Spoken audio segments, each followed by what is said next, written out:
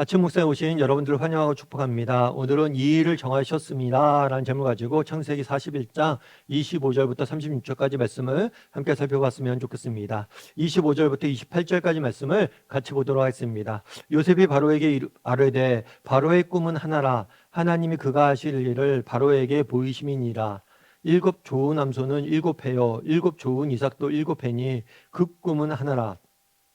그 후에 올라온 파리하고 흉한 일곱 소는 7년이요 동풍에 말라 속이 빈 일곱 이삭도 일곱 해 흉년이니 내가 바로에게 이르기를 하나님이 그가 하실 일을 바로에게 보이신다함이 이것이라. 오늘 본문은 요셉이 바로의 꿈을 해몽해 주는 장면에 대한 이야기입니다. 그 당시 애굽의 왕이었던 바로는 꿈을 꿔요. 꿈을 꾸는데 굉장히 불길한 꿈을 꾸게 됩니다. 그것을 한 번만 꾼 게 아니라 두 번에 걸쳐서 꾸게 돼요. 물론 꿈의 내용은 다릅니다. 조금 다르지만 두 번에 걸쳐서 꿈을 꾸게 돼요. 그래서 너무나 불길했기 때문에 특별히 고대사에서는 이 꿈은 신이 자신이 가진 계획을, 자신의 뜻을 계시하는 수단으로 여겨졌기 때문에 굉장히 불안에 떨었던 거예요. 그래서 이집트에 있는 모든 현인들과 모든 점술사들을 불러서 이 꿈을 해몽하게 시킵니다. 그런데 이들이 해몽을 했는데 어떤 것도 마음에 들지 않은 거예요. 그랬을 때 술 맡은 관원장이 술 맡은 자가 왕에게 이야기하는 거죠. 왕이여, 제가 죄를 졌습니다. 무슨 죄를 졌냐? 사실은 제가 감옥에 있었을 때 제 꿈을 해몽해 준 사람이 있습니다. 그 친구가 정말 꿈을 해몽하는 데는 천재적인 재주가 있습니다. 그런데 제가 그 사람을 잊고 왕에게 아뢰지 않았습니다. 저의 죄를 용서하시고 그 친구를 데려와서 이 꿈을 해몽하게 하십시오 라고 이야기를 해요. 그것이 바로 누구예요? 요셉이에요. 요셉. 그래서 요셉이 왕 앞에 가서 이 꿈을 해석하게 됩니다. 사실 그런데 바로 왕의 입장에서는 요셉이 처음 나왔을 때 탐탁치 않게 여겼어요. 사실 그렇죠. 뭐 술 맡은 관원장이 해몽 능력이 뛰어나고 지혜자라고 이야기를 합니다. 그런데 행색을 보세요. 이방 사람이, 애굽 사람들의 입장에서 외국인이죠. 게다가 뭐예요? 감옥에 갇혀 있어요. 그런데 이 사람이 뭐 믿을 만한 게 있을까요? 처음에는 그냥 별 탐탁지 않게 생각을 했어요. 그럼에도 불구하고 요셉은 담대히 나아가서 바로에게 꿈을 해몽하는 모습들을 보게 됩니다. 사실 그런데 이렇게 바로의 꿈을 해몽하는 일들이 굉장히 위험한 일. 왜 위험한 일일까요? 당시에는 고대사에서 왕국사회잖아요. 왕 앞에 나가는 것은 아무나 함부로 할 수 있는 일이 아니에요. 그리고 왕 앞에 가서 헛소리하면 바로 사형이에요. 그러니까 내가 해몽을 했는데 잘못 해몽했다. 그럼 바로 죽음을 당할 수 있는 굉장히 위협한 상황이에요. 그럼에도 불구하고 당당히 나아가서 뭐예요? 꿈을 해몽해 주는 거예요. 어떻게 이렇게 할 수 있었을까요? 그것은 어떤 믿음이 있기 때문이에요? 하나님에 대한 믿음이 있기 때문이에요. 인류 역사, 앞서 얘기했던 이제 신이 뭐예요? 그 꿈이란 뭐예요? 하나님의 자신의 뜻과 계획을 계시하는 수단으로 삼았던 거예요. 그래서 이 애굽 땅 역시 하나님이 다스리시고 바로 왕에게 이런 꿈을 꾸게 하신 분은 하나님이시고 하나님께 자신의 뜻을 보여주기 위해서 그랬다는 것을 확신했기 때문에 이렇게 담대히 나가서 뭘 한 거예요? 꿈을 해몽한 거죠. 그러면서 이렇게 이야기해요. 바로에게. 바로의 꿈은 하나라. 하나님이 그가 하실 일을 바로에게 보이심이니이다 라고 이야기해요. 바로가 두 가지 꿈을 꿨어요. 그런데 요셉은 들어가자마자 뭐라고 그래요? 꿈이 하나다 라고 말합니다. 아마 이때 바로의 마음의 문이 열린 것 같아요. 왜냐하면 그동안 바로가 꿈을 꿨을 때 많은 사람들이 해몽을 냈잖아요. 애굽에 있는 많은 사람들이 해몽을 냈어요. 그런데 사실은 여러분 꿈이란 게 그렇잖아요. 귀에 걸면 귀걸이고 코에 걸면 코걸이잖아요. 그런데 바로는 확신이 있었던 것 같아요. 이 꿈은 하나다. 같은 메시지다. 그런데 이것들 같은 메시지라고 해석하는 사람들이 없었던 것 같아요. 그런데 요셉은 이야기하는 거죠. 분명히 이거는 하나의 메시지를 주는 거다라고 이야기를 하는 거예요.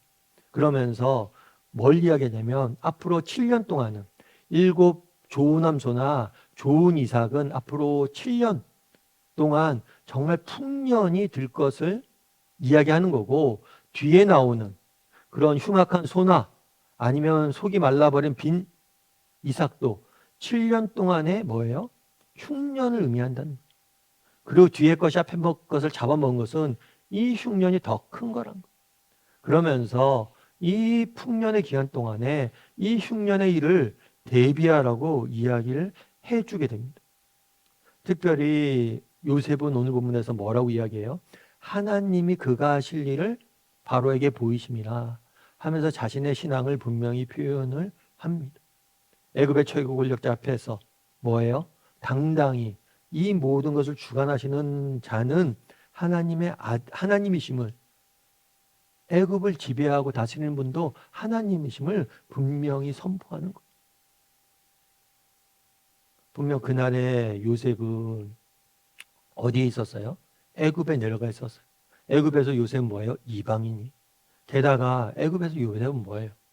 이방인에다가 노예에다가 게다가 감옥에 갇힌 노예. 최악의 정말 보잘것없는 그런 지위에 있는 사람. 그럼에도 불구하고 요셉은 담대함이 있었어요. 그 안에 어떤 담대함이 있었어요? 이 모든 것을 주관하시는 분이 하나님이시다. 이 애굽 땅에서 바로에게 꿈을 꾸게 하신 분도 하나님이시다. 이 애굽 땅도 다스리는 분이 하나님이시고 이곳에 계신 분이 하나님이시다 라는 그런 확실한 믿음을 갖고 당당히 선포했던 것. 우리도 마찬가지인 것 같아요. 정말 우리가 어떤 형편, 어떤 상황에 있든지 우리가 가져야 될 믿음이 있어요. 그건 뭐예요? 하나님이 모든 것을 다스린다. 하나님이 우리 인생의 주인이 되시고 모든 것을 다스리시고 내 인생을 인도하고 계시고 나와 함께 하고 계시고 그리고 하나님의 선한 뜻과 계획을 이루어 가실 것이다. 내 인생의 주인은 하나님이시고 내 인생의 주인 되신 하나님께서 나를 향한 선한 계획을 가지고 계시고 내 인생을 다스리시고 내 인생을 인도하시고 내 인생을 통해서 선한 계획들을 이룰 것이다. 그런 분명한 확신을 가지고 우리가 살 필요가 있는 것. 여러분 존 버년이란 분을 아마 아실 거예요. 철로 역정이라고 아시죠? 그런데 이 철로 역정을 쓴 작가가 바로 존 버년이에요. 이 철로 역정 같은 경우에는 성경 다음으로 많이 팔린 책으로 알려져 있어요. 그만큼 베스트셀러 중에서 베스트셀러죠. 그런데 이 존 버년은 어렸을 때 굉장히 가난한 집안에 태어났어요. 부모님들이 정말 특별히 유명한 사람도 아니고 특별한 직업이 있는 것도 아니고 그렇게 불황자처럼 그런 집안에서 태어났어요. 뿐만 아니라 인생을 보면 인생의 아픔이 너무 많아요. 어려서 어머님이 돌아가고 또 돌아가시고 또 누이들이 세상을 일찍 떠나가고 또 성인이 되어서는 믿음이 좋은 아내와 결혼했어요. 그래서 아내 덕분에 정말 참된 신앙을 가지게 되었어요. 그럼에도 불구하고 그의 인생에 고난이 끊이지 않았어요. 늘 집안은 가난했고 정말 첫 아이가 출산했는데 시각장애를 가지고 태어났고 또 사랑하는 아내도 먼저 떠나 보내야만 했어요. 그럼에도 불구하고 믿음을 잃지 않았어요. 그런데 그 당시에는 믿음을 함부로 전하면 안 되는 위험한 시대였어요. 그럼에도 불구하고 복음을 전했습니다. 그러다 감옥에 갇혔어요.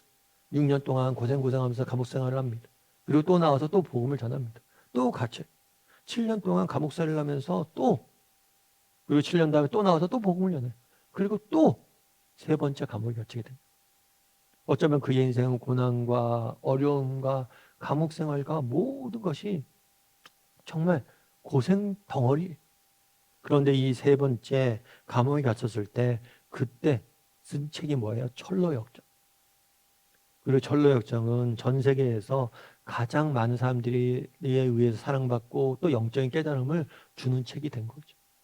어떻게 이런 철로역정이 나올 수 있었습니까? 어쩌면 그가 보냈던 그 고난의 시간에 빚어낸 작품이었던 거예요. 그래서 정말 뭐란 거예요? 보이지 않았지만 너무나 힘들고 어려웠지만 그 시간들을 하나님께는 빚어가시고 다듬으시고 그 시간들을 사용하신 거예요. 우리도 마찬가지. 정말 우리가 이 땅을 살다 보면 때로는 하나님이 보이지 않는 것처럼 느껴질 때가 있습니다. 요셉이 그날 그랬죠.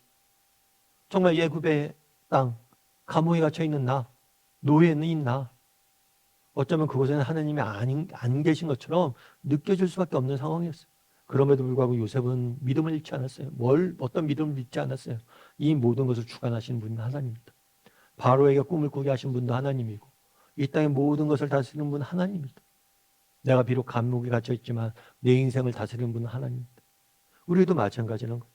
정말 우리도 정말 이 땅에 살다 보면 정말 요셉처럼 감옥에 갇혀 있고 모든 것이 사라진 것처럼 느껴질 절망의 시간들이 있습니다.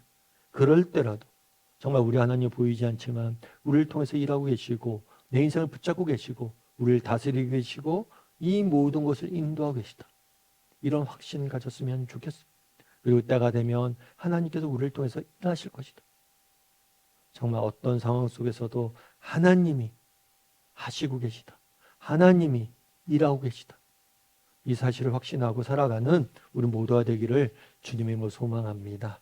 우리 함께 기도했으면 좋겠습니다. 기도하실 때 오늘 말씀 기억하면서 기도했으면 좋겠습니다. 그날에 요셉은 정말 바로 앞에서 당당히 말합니다. 이것은 하나님이 하실 일을 보여주신 것이다. 이 땅도 하나님이 다스리고 계시고 하나님이 친히 다스리시는 이 땅에서 자신의 뜻을 나타낸 것이다. 우리도 마찬가지. 정말 우리 인생을 다스리는 분이 누구십니까? 하나님이세요. 내 인생을 인도하신 분이 누구십니까? 하나님이세요. 이 믿음을 가지고 살아가게 해달라. 어떤 상황, 어떤 형편에 있든지 형통하십니까? 형통한 가운데 하나님의 다스리심을 찬양해야 됩니다. 정말 고난 중에 있습니까? 고난 중에라도 우리를 통해서 일하실 하나님을 찬양해야 됩니다. 그래서 어떤 상황, 어떤 형편에 있든지 우리 인생을 다스리는 분은 하나님이시고 정말 일하시는 분은 하나님이심을 날마다 고백하며 살아갈 줄 아는 사람이 되게 해달라고 이 시간 오늘 말씀 기억하면서 한 목소리로 같이 기도하도록 하겠습니다. 같이 기도하시겠습니다.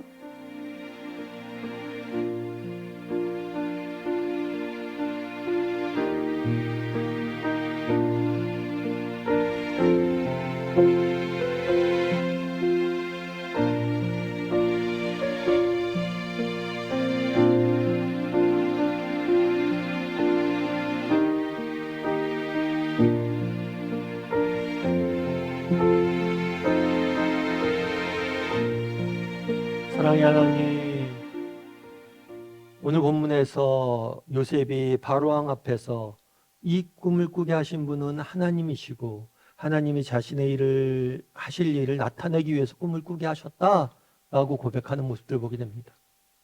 이 애굽 땅을 다스리는 분이 하나님이심을 담대히 선포하는 모습들을 보게 됩니다.